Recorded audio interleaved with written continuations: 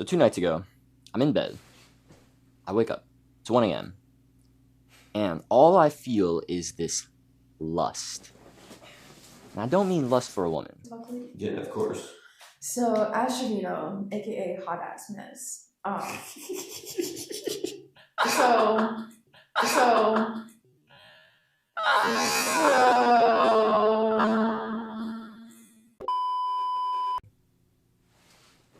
It was a lust to create. I have this desire. I have a million ideas flowing out of me. And so I'm getting up. I'm writing them down. I'm grabbing my candle. I'm lighting it so I can write them down. I'm getting out of bed, writing it down, getting back in bed. Have another one, get out of bed, write it down. Blow out the candle, still in bed. Have another idea, relight the candle, write it down, chill in bed.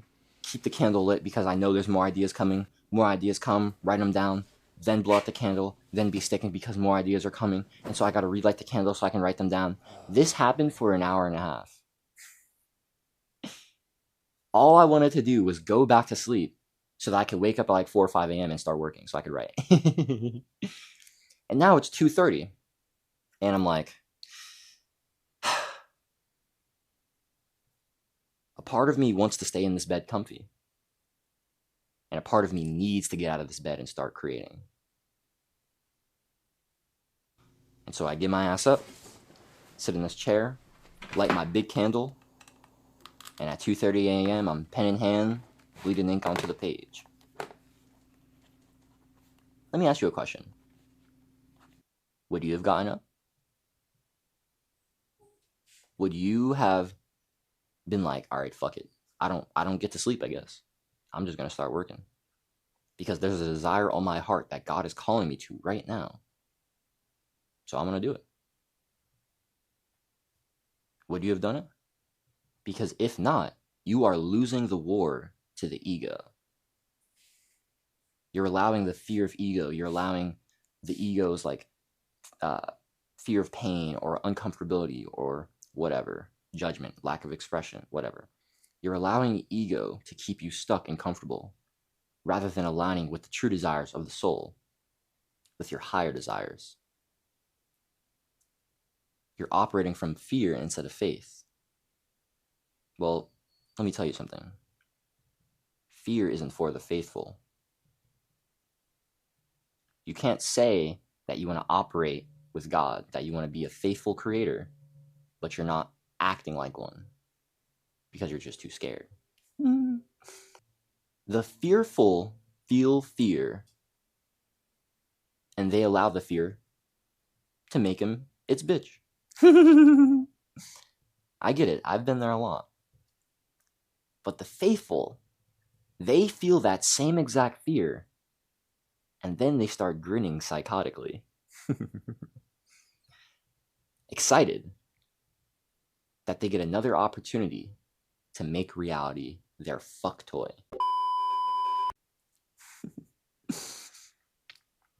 I need you to have this psychotic mindset that whenever you get scared, whenever you're met with an obstacle or an opportunity, even if you're kind of terrified about it, you should see that as an opportunity to gain courage, to eradicate cowardice, to align higher with the soul, to eliminate fear, and to expand faith, to expand love. This is a battle. This is a war. You're either allowing fear to win, you're allowing ego to win, or you're not. You're winning. Faith is winning. God is winning. Your soul is winning. So which one are you going to choose? Are you going to attack? Like the spiritual warrior? Like the creative warrior? Or are you going to avoid? Like the pansy?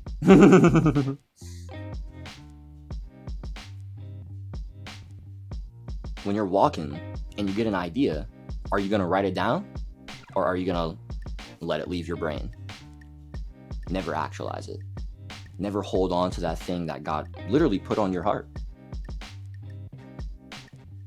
When you see that cute girl in the gym that you want to talk to, are you going to approach her? Or are you going to stay in your head anxious because, oh, I don't know, what if she rejects me? Oh, what if? Oh, what if? When you're lying in bed at 2 a.m.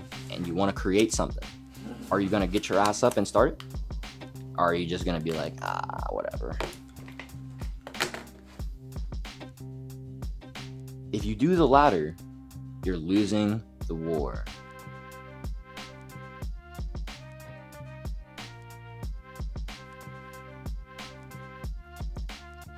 Fear isn't for the faithful.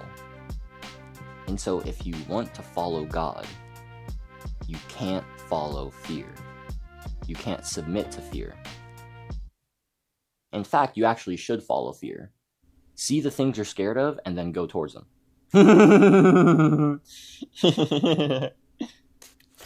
Because by doing that, you're displaying courage. And it takes courage to be a creator.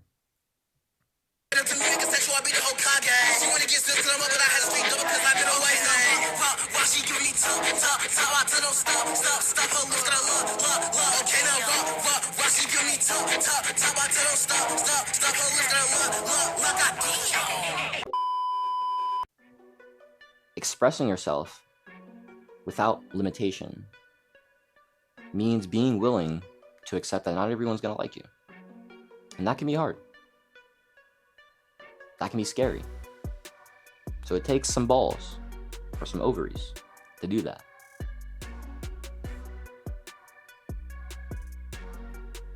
If you want to create, you have to realize that the fear is always going to be there.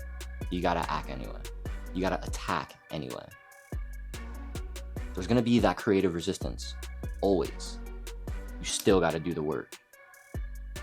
Because only by overcoming the resistance, only by penetrating through, breaking through it, by using your masculine intent, by using your focus, by using your will, by aligning with higher desires, by recognizing that you'd rather align with the soul's desire to grow, to contribute, to expand, rather than the ego's desire to avoid and to feel comfortable. When you can recognize that, that's when you can start changing. That's when you'll actually start making moves. Don't wait any longer to actualize those desires that God's put on your heart. It's going to be scary. But what did I say before? The fearful feel fear and allow it to make them its bitch. Do you want to keep being fear's bitch? No. You want to be the faithful. Us insane motherfuckers who feel fear and start grinning psychotically. Because now we get another chance to make reality our fuck toy. To make life our fucking bitch. To grow, to evolve, to expand. To express. And to me, that's pretty fucking sick.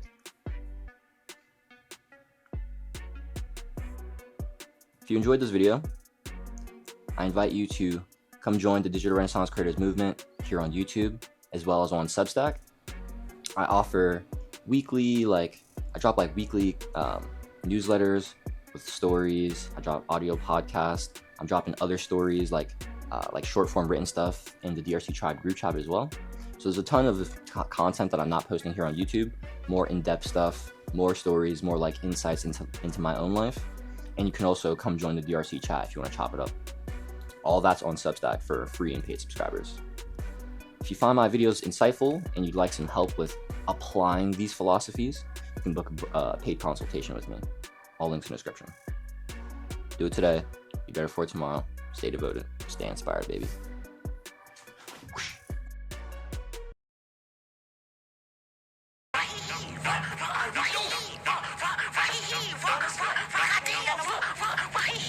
Put your water on that damn shit.